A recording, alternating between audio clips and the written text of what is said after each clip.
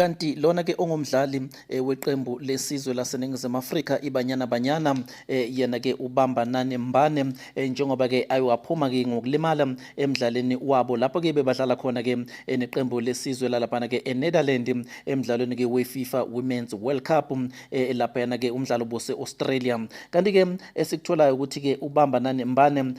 lapha ke eCape Town lapho ayokwenza khona ke ioperation okungenzeka ukuthi ke ahlale ke unyaka wonke angadlali ke ibhola kulona ke iqembu lesizwe ke iBanyana Banyana naseqenjini lakhe iMamelodi Sundowns. Kanti ke siye sabona kulo mdlalo lapho ke ayiwaphuma khona ke ngefirst half naye ke uJermaine Seoposenwe kanti ke umunye umdlali ke bekangekho kule midlalo ke endlule yayo kweFIFA Women's World Cup kulona ke iqembu lesizwe ke iBanyana Banyana uyena ke umkapteni ke uRefiloe Jane kodwa ke yena ke sekayalulama.